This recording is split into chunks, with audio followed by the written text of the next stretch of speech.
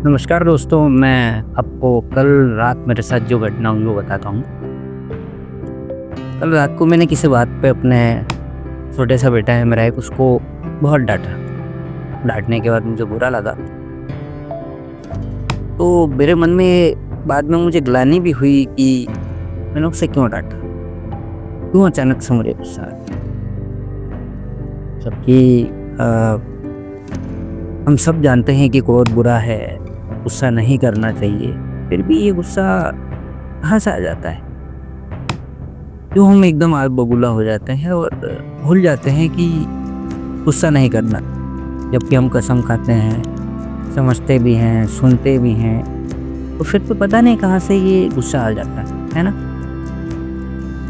तो मैंने और इस बारे में गहराई से सोचा कि कहाँ से ये गुस्सा आ जाता है?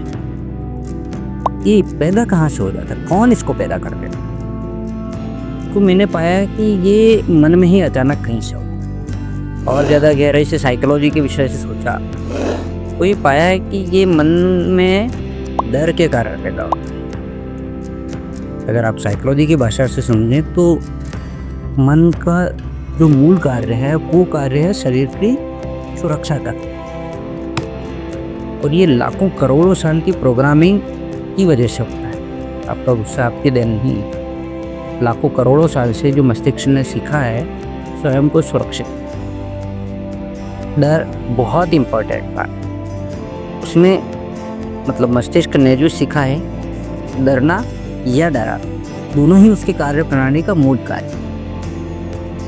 यदि मान लीजिए प्रागैतिहासिक काल में जब मानव इतिहास के शुरुआती दौर में यदि मान लीजिए किसी इंसान को गुस्सा ही नहीं, डर ही नहीं लग रहा है। अब डर नहीं लग रहा है तो क्या होगा? किसी जानवर ने उसके ऊपर हमला किया, वो बैठा है,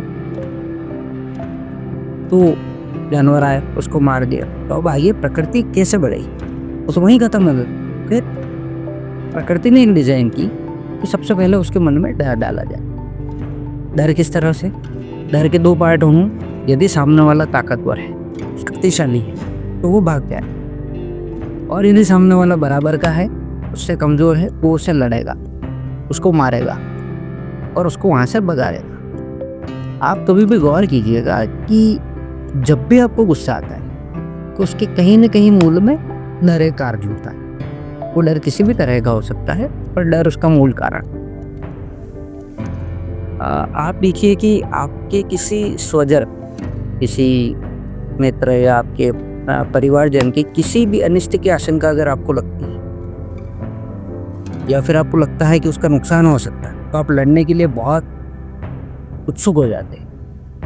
यदि आप शरीर से नहीं लड़ सकते हैं तो मौखिक हिंसा करते हैं। यदि मौखिक हिंसा भी संभव ना हो तो आप विचारों में लड़ते हैं, पर आपका मन आपसे कहता है कि लड़ना ज़रूरी है, क्रोध करना ज़रूरी है, क्योंकि बचाव ज़रूरी है। अब इसको और तरीके से भी समझते हैं कि इसके जहाँ डर नहीं है वहाँ आपको क्रोध आएगा। मान लीजिए किसी मित्र ने आपको गाली, आपको डर नहीं है तो आपको गुस्सा भी नहीं आएगा, क्योंकि इसमें आपकी सामाजिक प्रतिष्ठा कुछ और नहीं थी। यहीं किसी आपके शत्रु ने या किसी अनजान व्यक्ति ने गाली दी, एकदम आप लड़ने के लिए उतार हो गए। क्यों? क्योंकि यहाँ आपको डर है अपनी सामाजिक प्रतिष्ठा खोने का। जहाँ आप अपने बच्चों पर गुस्सा करते हैं या क्रोध करते हैं तो वहाँ ऐसा नहीं है कि आप अपनी सुरक्षा के लिए क्रोध करते हैं। आप इसलिए क्रोध करते हैं या गुस्सा आ जाता है कि आप क्योंकि वो आपके अपने हैं, तो आपको लगता है कि शारीरिक या सामाजिक रूप से खुद को चोट न पहुँचा दे, कहीं शरीर का कोई नुकसान न कर ले, या फिर उनकी या आपकी सामाजिक प्रतिष्ठा को चोट न पहुँचा दे, इसलिए आप गुस्सा करने लगते हैं।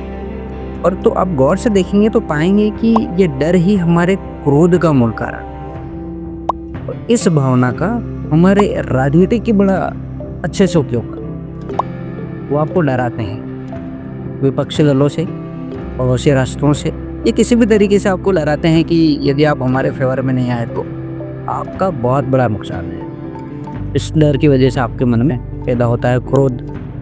अब क्रोध में वो जो चाहते हैं आपसे करवा दें, आपसे दंगे करवा लेते हैं, लड़ाई झगड़े करवा देते हैं, या अपने पक्ष में वोटिंग करवा देते हैं, जो भी वो चाहते हैं वो करवा लेते हैं। आई होप कि मैं कुछ अच्छा सा आपके जीवन में इनपुट कर सका हूँगा। तो आप सभी का शुक्रिया सुनने के लिए। धन्यवाद।